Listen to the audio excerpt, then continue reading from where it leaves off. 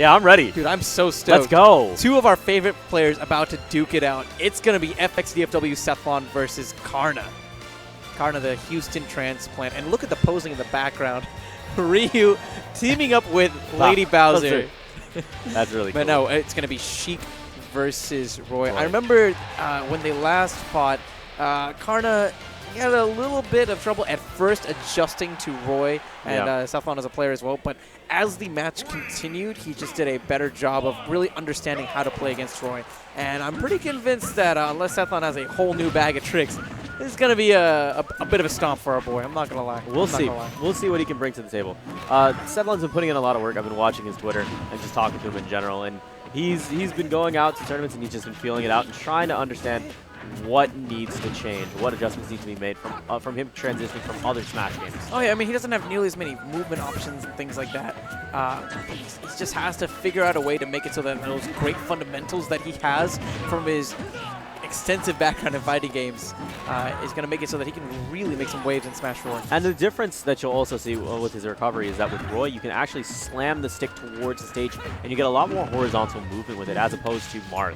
And Sethlon jumping to avoid getting hit by that vanish. But Karna, like I said before, a bit of a stomp right now. He's definitely doing a great job of just zoning and getting quick percentages on Sethlon, and just excellent use of the needles. And Sethlon has to either figure out the timing for when he wants to shield, or use the platform to help him advance towards Karna. And the needles also, to some extent, make it so that Sethlon has to advance, right? He has to approach, whereas Karna, if he wants to, he can be a little bit more reactive. He can just charge up those needles, force out an early option for Sethlon, and then play a counterpuncher sort of style. Ooh, Karna whiffing on that fair, but he catches him with the second one and doesn't waste a second and goes to retain those needles. He's trying to see if he can continue to follow up here, and as he has Sethlon well into the triple digits, he just needed one more confirm. I love it. He may have missed with the bouncing fish, but it put him in the perfect position to land the follow-up with that fair. But Sethlon, maybe a chance here, whiffs the back air, trying to go for one of those good old tech of the weeks.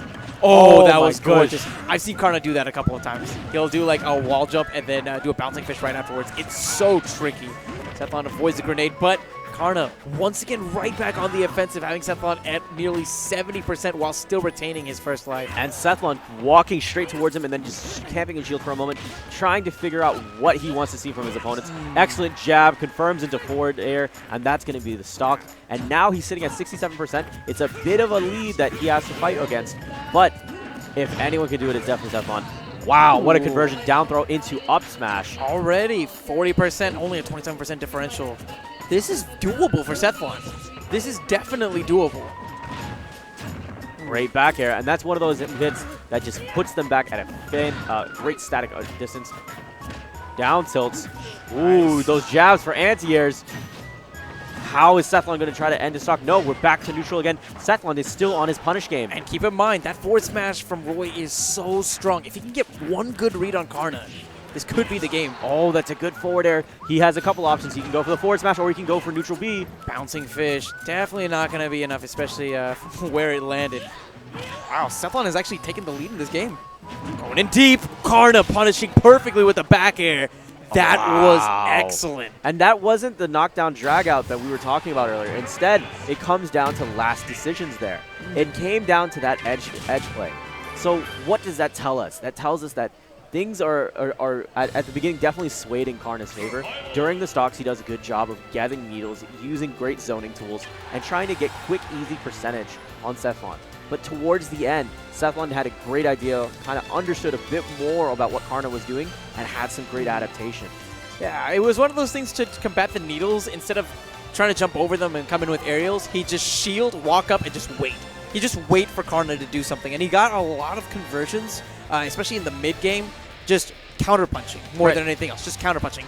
It came down to that one overextension at the end that really cost him. It really cost him. But going on to game number 2, let's see if he can maybe change the tides. And I think what Sethlon's going to try to do early is try to even close the gap early. Not for me, if I want to work with this, I want to make sure that Sheik doesn't get a chance to charge the needles. And if I can do that consistently, then I think I've negated a lot of what makes that neutral with Sheik really scary, right? That free percentage that you get.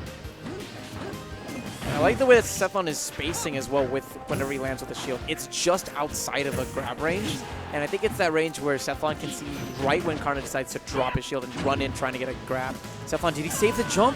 No, Karna was able to plant that back air just as Sethlon was going to jump, trying to avoid it. That's going to be an early KO for Karna, as he is one stock away from advancing in this winner's bracket.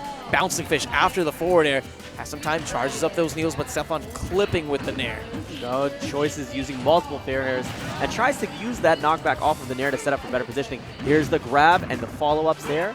Karna is going to take every minute here and use it so effectively. He is such an economical player. Oh my goodness! If that had maybe launched him the other way, that could have been the game right there. Or even if it was lower to the ground, it would have potentially caused a stage spike. We've been seeing it in the past few days where people are having difficulties with it. I love it. So a lot of people are so conditioned to Sheiks using those from down throw, using the up Bs or the up airs. That time Karna just waited, equated for the fact that Sethlon was probably going to be DIing away and punished with that bouncing fish.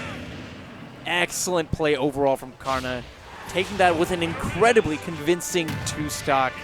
2-0 on the set, and wow, I cannot wait to see how far this player goes. Definitely Karna played a lot stronger in that second set, really took notes, and then just showed up and delivered.